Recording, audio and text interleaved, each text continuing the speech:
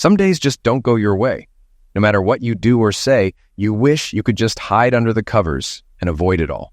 As the head of the household, you carry a weight of responsibility, even when you wish you didn't. My day started abruptly at 7 a.m. when the police woke me up to report a break-in at my bar.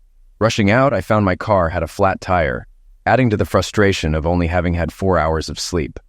Borrowing my wife's car, I headed to the bar, only to discover most of the liquor supply stolen, with the entrance smashed in.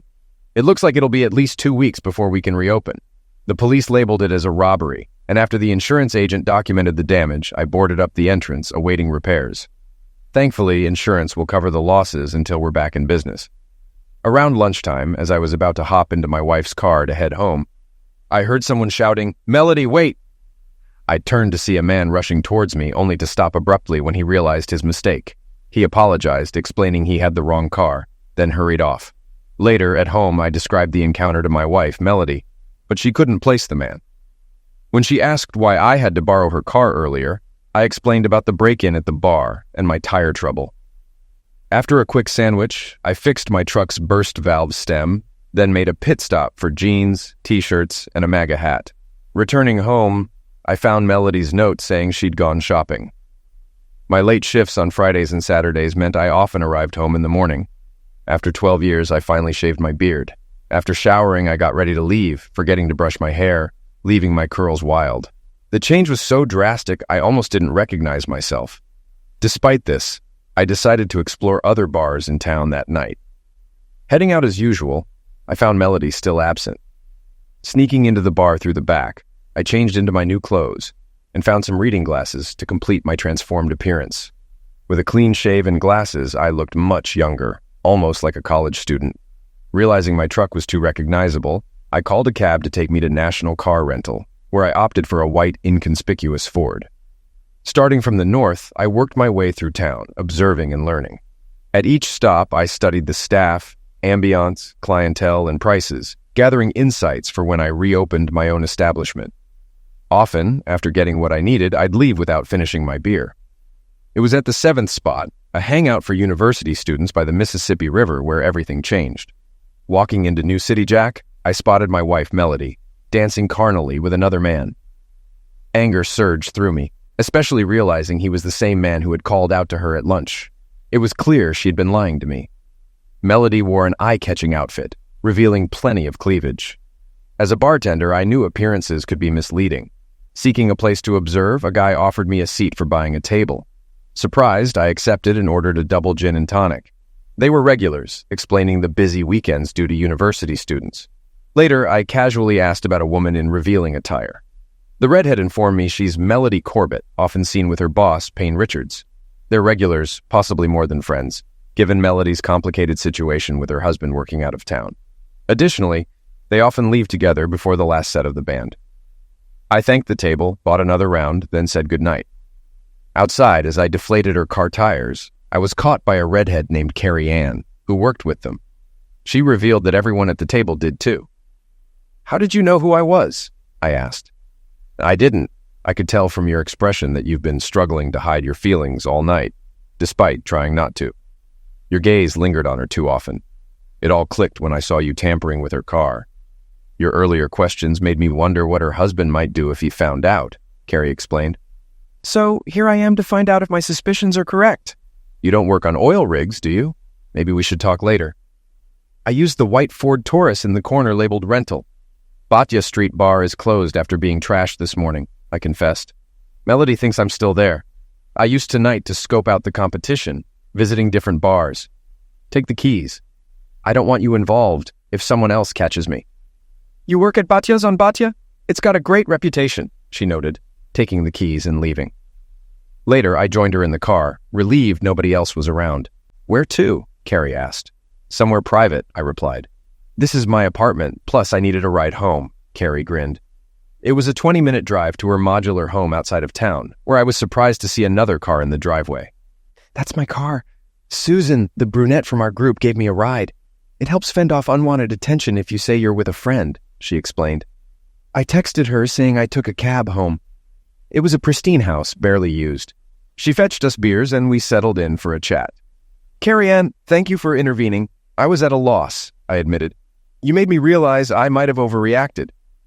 He doesn't pay. They have a monthly room at the Ramada Inn on 4th. If you follow them, you'll see them heading there after closing, Carrie Ann divulged.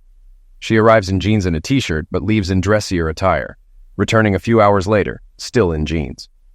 How do you know all this? I inquired. My brother manages there.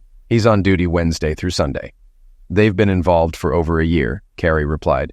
Melody told him you work on oil rigs gone for months, implying an open relationship. Seeing my shock, she continued, You had no clue at all? No, I didn't. First, I need evidence, I stated. Second, her parents support my bar. I owe them $20,000. I'll speak with my brother, see what he can do. Maybe they have footage or she could get a key card, Carrie suggested. I'll see him next Friday at our parents' anniversary. We swapped contacts before I left. I wanted to witness their reaction to her flat tire, helping confirm Carrie's claims. I returned to the bar just before closing, relieved the parking lot was well lit before they turned off the lights.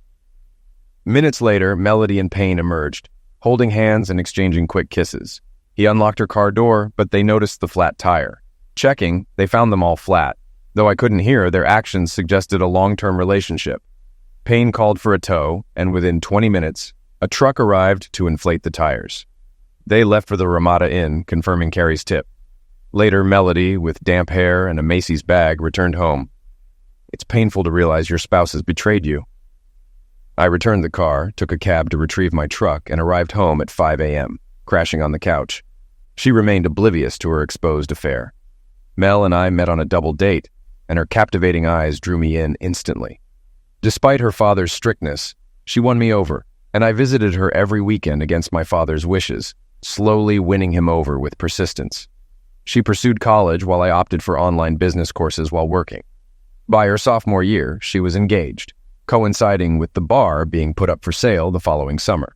Visiting with her father, we discussed renovating the dark, outdated bar. He agreed, lending me money from his retirement fund at a 6% interest rate and assisting in the renovation. Together, we transformed it, significantly cutting labor costs. Over a decade, I reduced the loan from $200,000 to under $20,000, doubling its worth. Melody's parents urged us to start a family, but she hesitated. I realized I wasn't deemed suitable to be a father. Quickly securing a commercial loan, I paid off her father, who, in turn, returned the final payment, having profited from selling the bar's plans. With his confirmation, I cleared the bank loan, leaving only an unsecured overdraft. Repairs and alterations were underway at my bar, yet my wife remained clueless, consumed by her own world. Friday night, disguised again, I tampered with her car's exhaust and his company car's gas tank. Inside their favorite bar, they were oblivious to everything but each other, their behavior drawing attention. Carrie Ann stayed close, offering support. I discreetly bribed the bartender for a video competition, urging discretion. He inquired about my plan. Pulling out my wallet, I whispered, "For your eyes only." After verifying my ID, he grinned, eager to assist in getting back at the cheating woman. He hinted at obtaining Spanish Fly for a special after-hours party next Saturday, aligning perfectly with the bar's reopening on Thursday. Spanish Fly, a potent aphrodisiac, was often prescribed to couples struggling with fertility. That stormy night, feigning sleep, I heard Melody return home at 3 a.m., engaging in a lengthy phone call. The next morning, I rose early and, with her unlocked phone, discovered her conversations with Payne after realizing I was home. She had forgotten to erase her messages. One message caught my attention, addressed to her older sister. "Sis, I need an alibi for last night. I'm going to say I was with you." I discreetly snapped a photo with my cell phone. Later, Melody explained she had visited her siblings. On Tuesday, Carrie Ann Lasher contacted me, suggesting a meetup at the highway truck stop. Arriving, she greeted me with a warm smile, capturing my image for her contacts. Despite my new mustache and goatee, Melody remained oblivious. "Hi, Red," I greeted her, noting her happiness. "I'm Caleb," she corrected. "You'll be happy too once you see the info my brother shared. He asks you to cover his printing costs." We ordered breakfast, me opting for eggs, sausage, and bacon. Carrie choosing a cheese omelet, both with orange juice and coffee. The info revealed Melody had her own keycard to his room for over 6 months, used regularly on Mondays, Wednesdays, Fridays, and Saturdays. At 7 p.m., I showed Carrie the incriminating message from my wife. "What's your plan?" Carrie inquired. "Are you considering a divorce? There's a special party next Saturday for Melody and Payne. I hope to receive plenty of video evidence. It's going to be wild. Once I gather everything, I'll show it to her father to explain why she doesn't want my kids. Simultaneously, she'll be served with divorce papers in their hotel room, all caught on tape. When it's ready, email it to me, please." "Why?" Carrie questioned. "Payne's corporate car is totaled, and there's a foul odor coming from Carrie's car.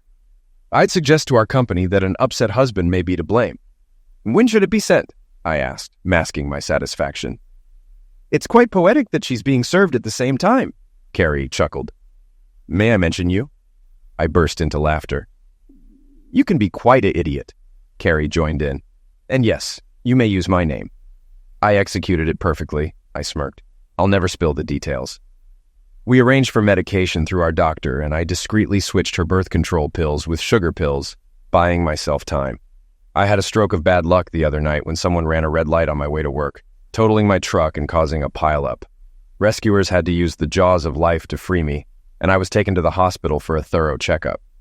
Melody and her parents met me there, and after 6 hours of examination, I was released with instructions to rest for at least 2 days and avoid driving for a week. Melody stayed home to care for me, and by Saturday, I was eager to return to the bar. While getting ready, I overheard Melody making plans for a night out.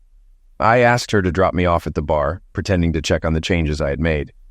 Sales doubled that night thanks to the new cook I had hired, and we were sold out for the evening. We began attracting lunch customers with our daily specials that complemented the bar's theme. The restaurant closed at 8 o'clock, offering pickled eggs or sausages afterward.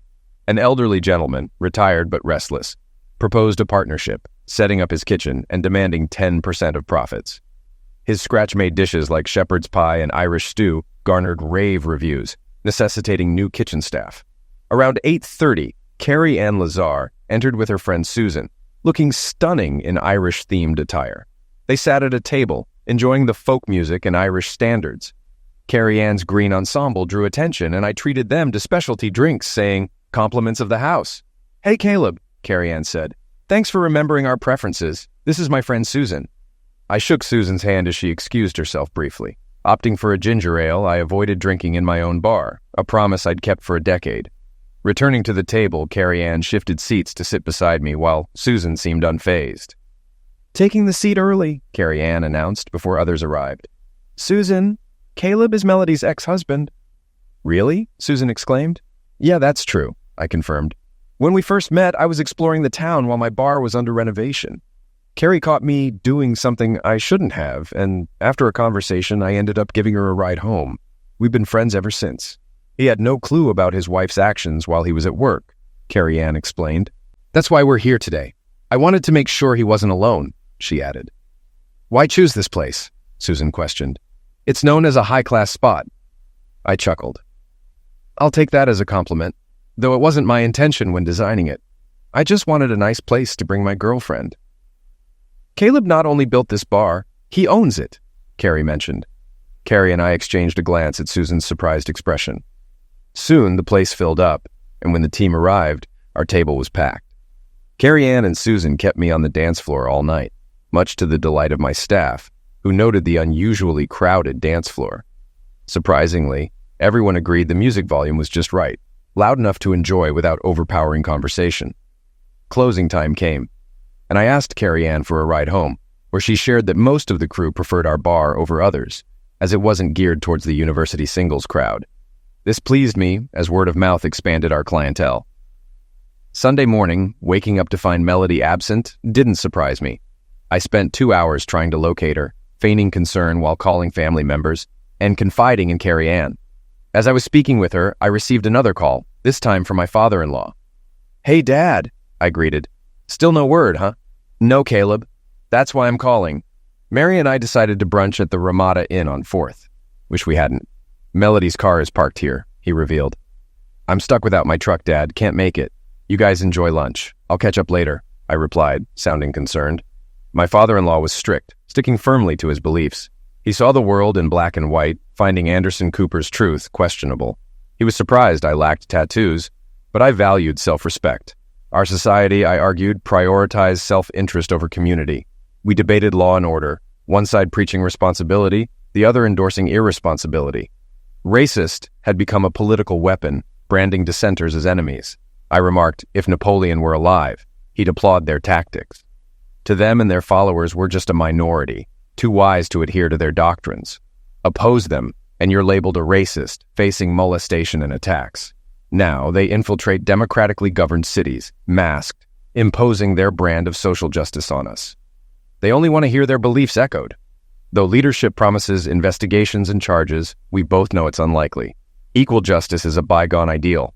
He agreed the situation will worsen before improving. It mirrors Napoleon's rise to power, a history lesson repeating itself. It's disheartening one party reintroduces such a divisive culture. These attitudes once sparked the Civil War, raising fears of a repeat. Dad, I concluded, this is our reality now. Melody's father, if he caught her with a lover, might react violently. I informed him of her secret outings, attaching evidence. Updating Carrie, she laughed, asking what I was up to. And I said, besides smiling, not much. Want me to come get you so we can hang out? She offered. I admitted I'd love to, but felt it's best not to vanish, given their worries. It was around 6 p.m., and as I sat in the kitchen devouring pizza, a car pulled into the driveway. Peering out, I recognized Melody's dad alone. He appeared utterly defeated. Welcoming him inside, I fetched Maker's whiskey and offered him a slice of pizza on a clean plate. Dad, it's serious. After your call, I talked to Mandy first to confirm my suspicions, he explained. I asked the hotel's day manager to contact the night manager early. Turns out, Melody's been having an affair for over 6 months.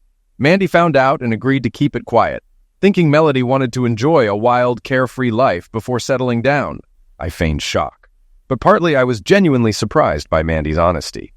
As I was leaving, Melody appeared with her lover, wearing a proud grin like he'd won a prize. I was so shocked I nearly passed out. It took both managers to pull me away, he recounted. I came here because I figured it'd be the last place the cops would search. Dad, I'll call Mom first to let her know you're safe. Then I'll check with the Ramada Inn manager about pressing charges, I assured him. My mother-in-law was devastated but thanked her husband for visiting me. Melody called to apologize, but her mother wasn't having it. Your apology means nothing, she retorted. You've caused enough trouble already. Afterward, I called Jason Lasher to settle a $5 debt. He joked about his sister reminding me. She never forgets, he chuckled. He suggested paying him in front of her to finally put it to rest. Why? I inquired. It'll save us both a lot of trouble, he replied. She needs to learn to let go. I assured him of my intentions, explaining I'm still married and won't make any decisions until then. I promised to be careful, I reassured him. He then informed me that the police hadn't been called and Payne agreed not to press charges, thanks to Melody's persuasion. Thanks, Jason, I said, relieved. I shared the good news with Dad before telling Mom, seeing the relief wash over his face. What's your plan to fix this? He asked, visibly concerned. I took out my phone and drafted a message for Melody. Showing it to her father, it read, Dad just informed me of everything. Congratulations, you've successfully dismantled our family in a single day. Don't return home. The Melody I knew is gone. If you choose him over us, our marriage ends now. Otherwise, it's a slow pass away over the next 6 months. I delivered it earnestly, knowing trust once broken can't be restored. Let's end this marriage swiftly and with dignity, he declared, sending the message. Mary always said Melody married her father. This only proved her right. After pizza and drinks, we headed to Lumberland for 3-door deadbolt locks. Soon after installation, the family arrived. Mandy's parents, Jack and Mary, along with their adorable kittens. They left around 10 o'clock. I texted Carrie Ann. Are you awake? She promptly called back. Are you all right? Jason called and filled me in, Carrie inquired. Payne's got 2 black eyes and a broken nose. Your father-in-law gave him a punching before Jason intervened. I chuckled, replying. He used to box amateur when he was younger. I'd love to witness that, I remarked. After the incident, he came here, lost. I learned from your brother that no charges were filed, so I updated the family. They had gathered to discuss the situation and had already left. What about Melody? Carrie inquired. I shared that my father-in-law had posed the same question. I mentioned sending Melody a message and asked him to read it, to which he responded, Let's end this marriage with dignity, and sent it. Your father-in-law spoke for you. Couldn't you forgive her and give her another chance? Carrie questioned. No, to him she's shattered trust beyond repair. He sees things in black and white. She made her choice and she'll have to live with it. Consequences be damned, I asserted. I'm with him, I added. He even helped me change the locks. Any updates on last night? Carrie Ann inquired. Haven't had a chance to check. Been swamped, I chuckled. But I suppose it doesn't matter now. I'll stick to my promise. Give it until Monday night, Carrie assured. From what I've gathered, it might surprise you. Why's that? I asked. Word is the bartender at New City Jack has a history in certain types of videos, Carrie chuckled. If that's true, it wouldn't shock me if he took advantage of the situation. Are you serious? I queried. Absolutely, Caleb, but back to business. When's our official first date? How about on the day Melody gets served? I suggested with a grin. I'll even arrange for her to be served at the office. Remember, you're sending red roses beforehand. I want to drive home the point that she's violated my standards of fidelity. Carrie remarked, Tomorrow at work will be quite intriguing. After ending the call, I reflected on what I knew about Carrie Ann. She was around 24, unmarried and attractive, standing at about 5 feet 8 inches tall. While not extremely slender, she possessed a figure my grandfather would have deemed fit for starting a family. Despite working in the same regional office of the dental company as Melody and her lover, she wasn't part of the management team as far as I knew. She was discerning about who she let into her life, maintaining close ties with her family and inner circle, which included me. Enjoying dancing and drinking, she was sociable like me. However, Carrie, with her cautious nature, left me with more questions than answers. Her level of education seemed higher than her current position suggested, hinting at underlying complexities. As I prepared for bed, I hummed, Hey Carrie Ann, what's the game anyone can play? Anticipating the challenges of Monday, I arranged for my assistant to manage the bar until I resolved my personal matters. Mandy arrived with Jack's truck to assist in packing her sister's belongings.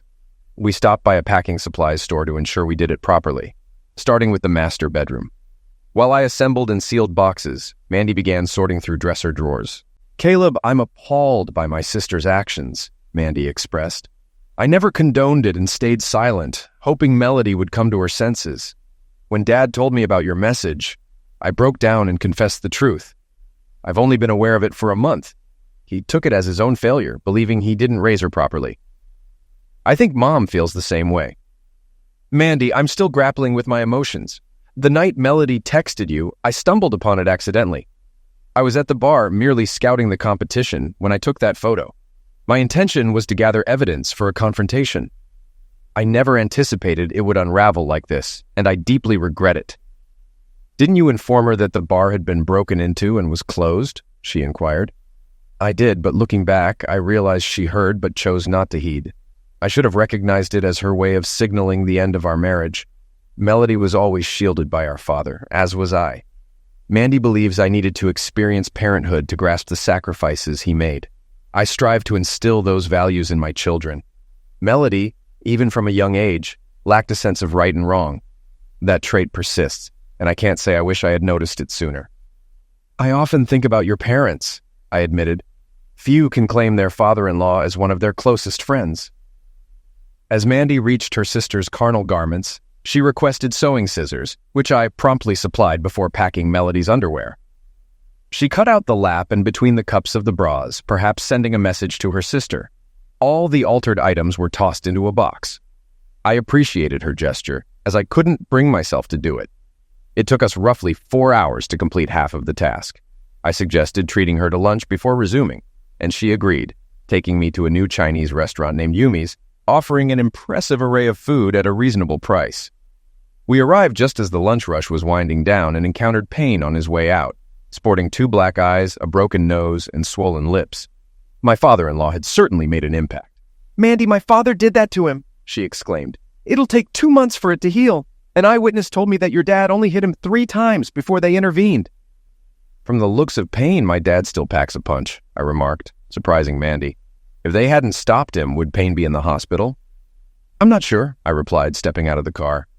As we approached the restaurant entrance, Payne emerged and urged Mandy to unblock Melody. Payne, have you met my brother-in-law, Caleb? She asked. I stepped forward, and Payne's face paled as he realized I was the one driving Melody's car. He raised his fist, preparing for a fight. If that's how you want it, Payne, fine. Mandy will confirm you started it, I said. As soon as she agreed, I swiftly kicked him in the groin, then punched him twice. I unleashed a flurry of punches until he collapsed, then delivered a final blow to finish it. Feeling a release, I escorted Mandy inside where we were seated. I ordered unsweetened tea, and she opted for a cola. Before we eat, did my daddy teach you those moves? Mandy inquired. Not exactly, but it's part of my job to handle trouble when needed, I explained. I didn't want a fair fight. I wanted to end it quickly. As Mandy and I filled our plates, my phone rang. It was Melody, but I chose not to answer. I think her boyfriend already gave her a call, I remarked. Too bad he won't be giving her anything soon. Mandy burst into laughter, drawing attention. I vowed not to joke with her in public again. That was hilarious. I almost peed myself, she chuckled. I'm glad you didn't. How would you explain it to Jack? I might have yelled flash flood, I teased. Stop it, she said, laughing once more. After lunch, we resumed packing until 5 o'clock when we unloaded at Jack's storage unit. I paid the deposit and rent, leaving the keys with the owner. I texted Melody to update her. My insurer called with a low offer for my totaled truck, so I requested a replacement with similar mileage. This would cost them more in the long run. Returning home, Carrie and Susan were waiting. I introduced them to Mandy as Melody's colleagues and invited everyone inside. Mandy informed Jack of the situation, and we all relaxed with some beers. We stopped by to check on you, Carrie said, and to see if you'd like to join us for dinner, added Susan. Several people had a rough day at work, she continued. Payne was seriously injured this morning and went to the hospital this afternoon. Melody was apartment hunting during lunch. I can't say I feel sorry for any of them, Mandy replied. We spent the day moving Melody's stuff into storage. Caleb let me pack her underwear, making it easy access for her future lovers. I notified the company via email about Payne and Melody's misconduct, Carrie Ann explained. Attached was a picture of Payne's face after Melody's father caught them. I made it clear that office romances, especially long-term affairs, were unacceptable. Do you hate my sister that much? Asked Mandy. No, I dislike her behavior. I come from a family where we're responsible for our actions, Carrie replied. If we did something good, we were praised. If we did something bad, we faced consequences. I just think they got away with it for too long. I excused myself to take a call from the bar. Later, Carrie filled me in on what I missed. So, Carrie Ann, how long have you been in love with Caleb? Asked Mandy sincerely. The night I met him, he discovered his wife's affair, Carrie recounted. I saw him control his anger until he left the scene. Instead of confronting her publicly, he deflated her tires. He didn't want me involved, showing his consideration. He was prepared to face consequences alone. We talked that night. He didn't curse or humiliate her. He sought evidence to explain gently to his father-in-law why Melody didn't want children. Caleb has always been empathetic, Mandy added. He acts as a peacemaker in family issues, despite his own pain. You have my approval, but if you hurt him, I won't hesitate to act. When your father found out about Melody and Payne, he came here to be with Caleb, Carrie revealed. Did you know he sent the text that ended their marriage? No, I didn't. That explains why they didn't discuss our attempt to reconcile, Mandy responded. Call Jack and the kids to meet us at the bar, I instructed. I'm making dinner for everyone, including Susan and Carrie. Give me a moment to change. Upon returning, I found Mandy gone and Susan in the kitchen. Carrie had cleaned up, and we exchanged appreciative words. I like your sister-in-law, Carrie remarked. I think we'll be good friends. She speaks highly of you too, I replied. As she embraced me, we shared a moment that hinted at what was to come. Walking hand in hand, we headed to the car, sharing smiles with Susan. Carrie took the front seat, and I sat in the back with a sense of anticipation. Susan remarked on our slow progress, Carrie said. We're taking small steps until we sort out this mess. I want to be a stay-at-home mom with a husband who shares my values. Arriving at Baithia's house together, Mandy's children greeted us enthusiastically. Mandy mentioned how well I connect with her daughters, often calming them down. I noted the need for more bar stools. Mandy parked the truck at her husband's store. The shepherd's pie received praise, even from older patrons. Carrie, seated next to me, shared a dessert made by the chef. Carrie tasted my drink, surprised to find it was non-boozelic. She whispered teasingly, and I responded with a promise I made to myself about not drinking before opening the bar. Tears welled in her eyes, and she looked proud. My assistant reported increased sales at the bar and over $1,000 in food sales. I paid my bill with my debit card, emphasizing the importance of honesty to my employees. Not everyone agrees, Carrie said, but if you think about it, it adds up. I left a 20% tip when settling the bill, then Susan and Carrie drove me home. Opening my email, I found a video from a bartender named Jack, showcasing the events of Saturday night. It was titled Surviving University Night and featured Melody and Payne. The video included legally witnessed contracts and was now for sale on an adult site. I texted Carrie the update, noting that Melody would ensure her parents never saw it. Later, Carrie arrived, noticeably transformed. "I'm stunned," I managed to say. "Who are you, and what have you done with my Carrie Ann?" "Do you like it?" Carrie responded. "I've transformed my appearance for good." Your message allows me to explain. I've been working undercover as an investigator for the FDA within Richard's Dental Supply Corporation for over 2 years, Carrie Ann revealed. They've been selling contaminated materials from China, hiding their sources through multiple companies. Most buyers unknowingly have lead in their dental products. Payne, with a history of stalking married women, poses a threat to Melody. "And then I came along and diverted your attention," I interjected. "Is Susan also an agent?" I asked. "Yes, she is. We met in college while studying accounting," Carrie explained. "Before we proceed, I need you to pass the video and any related information to my FBI contact. The bartender at New City, Jack, is involved in similar activities as Melody and Payne. Your input could help dismantle their operation." We sent it jointly. I poured her a glass of white wine and grabbed a cold beer for myself. As we chatted, her phone rang. She said it was my mom. I offered her privacy, but she declined, so I put it on speakerphone. "Hi, Mom. Looks like you got my message," Carrie said, smiling. "Did you really say you were leaving the FDA?" her mom asked. "Yes, Susan and I will wrap up this week, then start our own firm," Carrie explained. "We'll testify when needed, but plan to stay local for now." "We've been urging you to settle down for years. Why now?" her mom inquired. "Mom, why did you move back home?" Carrie laughed. "Okay, Mom," Carrie said. "I met someone who's piqued my interest enough to consider settling." "Is this the Caleb you've mentioned?" asked Carrie's mother. "Mom, that's enough. Goodbye," Carrie said, ending the call. "Empty nest syndrome, right?" I joked. "Tomorrow, I have a divorce lawyer appointment. Susan and I are leaving Richards," Carrie disclosed. "The FDA is stepping in on Wednesday. They want us out before executing warrants, even though they already know where to look." Carrie left around 1 a.m. Tuesday. I sorted the rental car with the insurance company, then headed to the lawyer's office to start the divorce process. I was the first to arrive at her place that day. She asked for proof, so I recounted the entire story and let her listen to my conversation with my father-in-law. I also provided printouts from the Ramada Inn. "It would strengthen our position if she agrees to my proposed settlement," I explained. "We should arrange a meeting with her and her attorney to show them what's on this flash drive. It depicts what occurred last Saturday night with their consent. I've even forwarded the email confirming it." "What makes you certain she won't contest this?" my feminist lawyer inquired. "Take the flash drive home and watch the 2-hour video alone. I keep the business, she gets the house. No alimony," I suggested. "And if she refuses?" she pressed. "Then every family member will receive a copy anonymously," I stated, rising to leave. "Caleb," she sighed, "can you always be this ruthless?" "Only when someone's actions leave me no alternative," I responded. She made me realize the last 12 years of my life were largely wasted, I reflected. Meanwhile, Carrie and Susan resigned in person from their employer's office. Melody, the office manager, was stunned by their departure. Filling their roles would pose a challenge. Payne, visibly injured, spent the day in his office fielding calls from headquarters. Aware his position was secure due to family ties, he agreed to cover the cost of 2 company cars from his own pocket.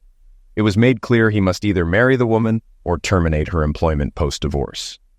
After quitting my lawyers, I went to a real estate broker I knew. I wanted to find out what office buildings were for sale in the area.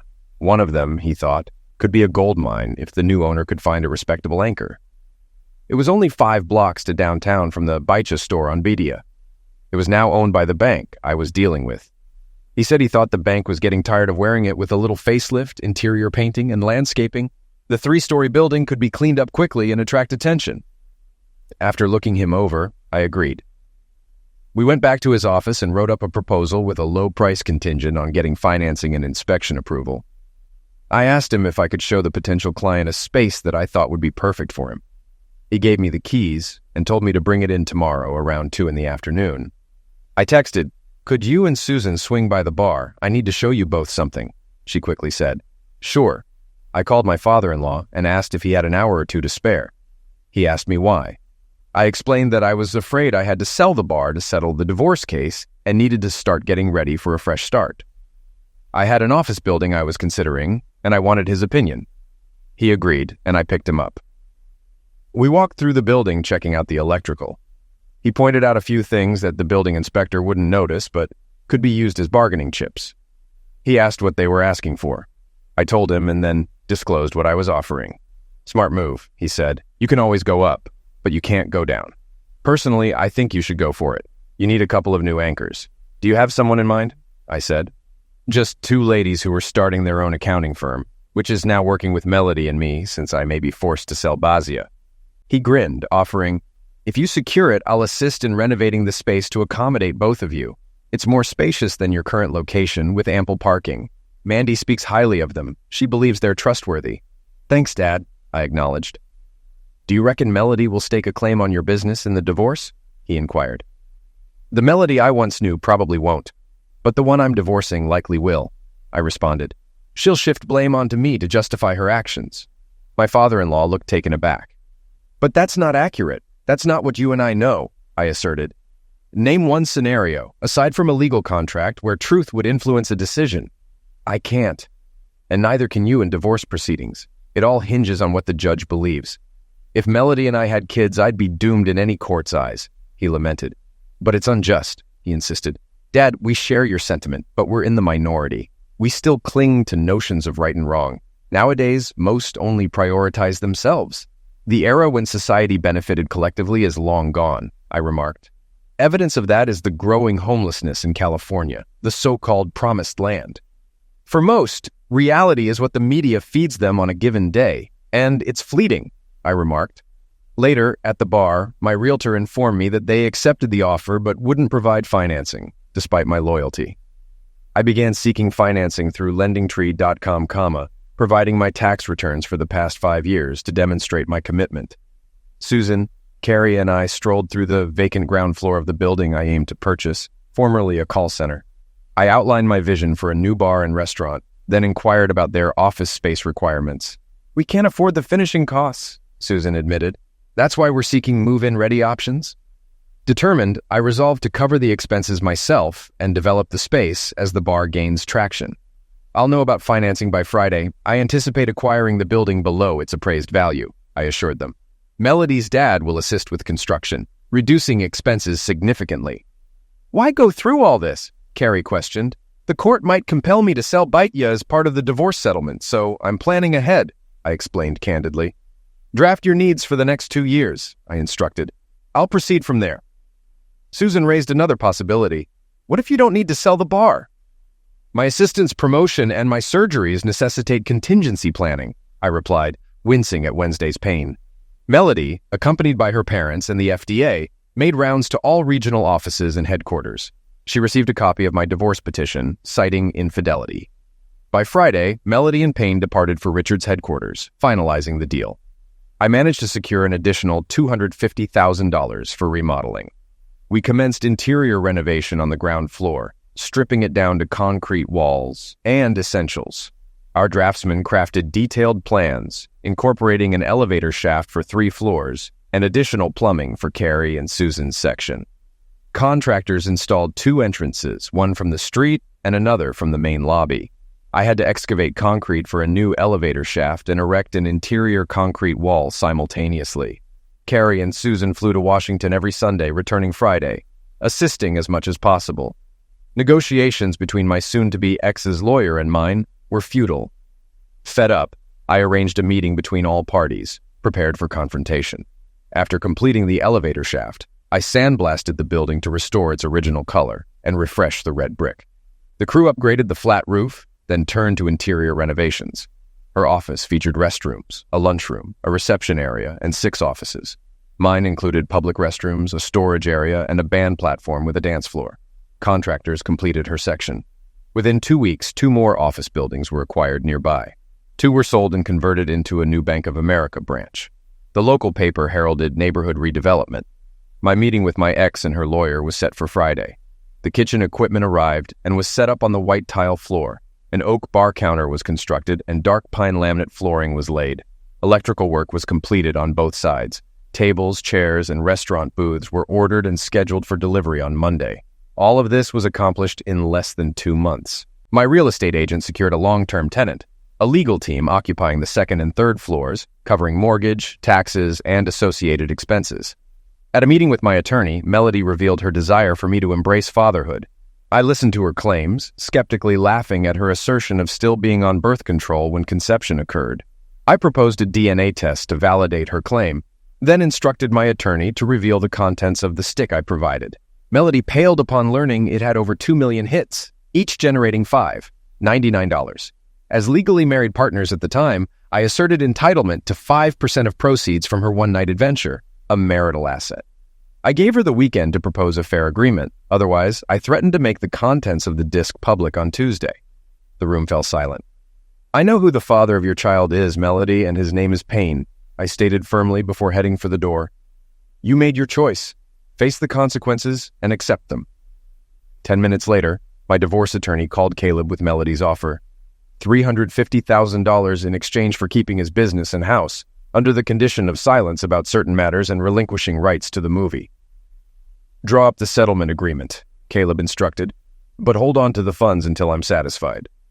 "When will the divorce be finalized?" Caleb inquired, eager to move forward.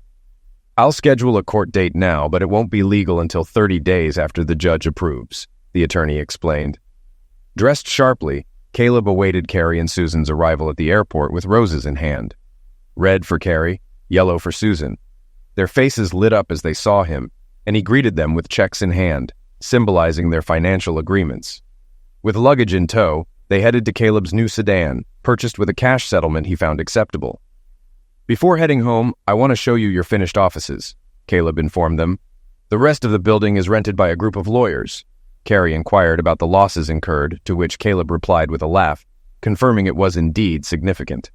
In a subsequent meeting with their lawyers, Caleb presented evidence of Melody's earnings from the video, arguing that since it was filmed during their marriage, he was entitled to 50% of the income. Carrie shed tears of relief as I explained our new situation. I would retain my business, my house, and receive an additional $350,000. She had a week to remove any furniture she wanted from the house. "What are your plans for the house?" she asked. "I'll sell it," I replied. "I don't want past memories to hinder our future." Tears of joy streamed down Carrie's face. "Susan, you're still as slow as molasses in January," Susan remarked. "It took you over 2 months to express what I knew the night we met Mandy and her family. But when you finally do, you do it right." Even Susan, typically reserved, became emotional when she saw their newly approved offices. The warm, professional space, adorned with oak and pastel colors, impressed them. "All that's left is to name the business, register it, and purchase office equipment and furniture," I said with a smile. "You ladies have a good eye for colors," Carrie said, embracing me. "I love you, finally." I nodded and kissed her, signaling an end to holding back. Later, I accompanied Susan to Carrie's house, where they both now lived.